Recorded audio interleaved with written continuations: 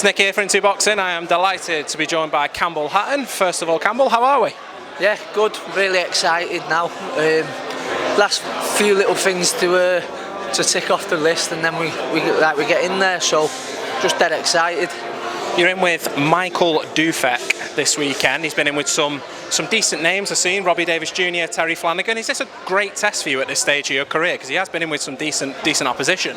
Yeah, he's experienced. I think I'll be his 60th fight. So he'll know all the tricks, and he'll be experienced. Been in with some good operators, so it's a good step up for me. A good test, and I think because he's coming in with a winning record, I think he'll have a lot of ambition, and he'll want to keep the winning up. I think he's only lost one of his last 10. So when they come in with that ambition, it always makes the job a little bit easier where there's a few more openings. So I'm looking forward to it. How's training been for this fight? Has it been good camp for you? Has everything gone smoothly? Everything gone well? Are you one of those fighters that sort of takes a look at their opponents, or do you leave that to your team? I have a little look. I don't sit there for hours, but you get an idea of what sort of style they've got, what the strengths are, what the weaknesses might be. But like I said there, I've got a good team of people around me who I just listen to their instructions. But camp's gone brilliant. I've never really had a bad camp, but this has been the best one by a country mile. I've had a little bit of time off where we felt the year catching up with me a bit in the last camp, so I had a little bit of time off, but I've come back with so much energy, and the rest has obviously done me good because we feel like we've slipped a few gears in this camp. So looking forward to show off the improvements on the night. Obviously, I saw you earlier a few months ago. I think you were sparring your dad, Ricky. How was that, sparring with him? Yeah, it was a crazy experience, really. It was. He's definitely still got it. I was always pretty sure that the sharpness and his boxing brain would still be there. I don't think you ever lose that, but I was surprised how fit he'd got himself. Obviously, you can see the weight's come off and how he's got himself back in shape. But we did 6 rounds, and 6 3-minute rounds when he's only preparing for 2-minute rounds, and I give it him. I didn't hold anything back, and yet he still has a good 6 threes in him. So yeah, dead impressed. Do you think that you're now sort of losing that tag of you're Ricky Hatton's son? It's Campbell Hatton's career, and people are going, you'll always be Ricky Hatton's son. I mean, and it's a great thing to be, obviously, with what Ricky did in his career. But do you think you're now sort of carving your own path, and people are going, this is Campbell Hatton's career rather than Ricky Hatton's son? Yeah, I'd like to think so.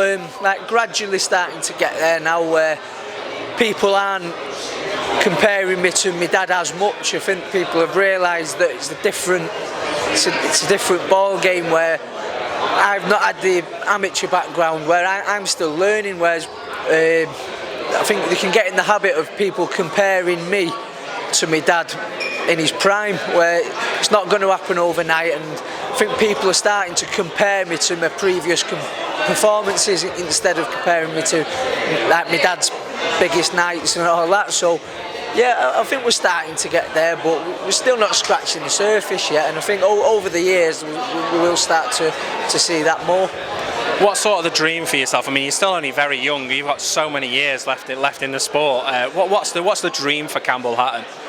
The end goal is I'd like to do what my dad did and win world titles and box at City. It'd be a dream come true. I want to be headlining cards myself and putting on some top nights. And like I said before, it's not going to happen overnight. We've got a long way to go. But I think if people compare me to me a year ago when I had my debut, I think anyone will admit that I've come a long way since then and made massive improvements, and that's just in 1 year. So like 21, I've probably got another 10 years at it. So judge me then we can make our minds up. But if the next few years go like the last 12 months have, I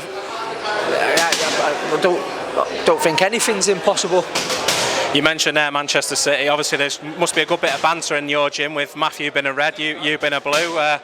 Thoughts ahead for the new season for City? Do you know what? I think we're going to be unstoppable this year. I do.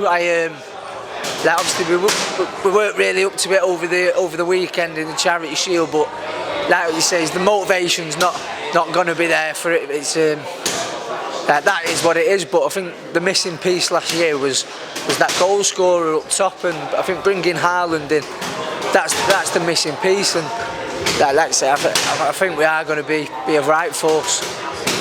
United to finish second. Nah. I wish it was, mate. I'm a Red, so I wish we were challenged. Would that have been interview out the window? Yeah, it would.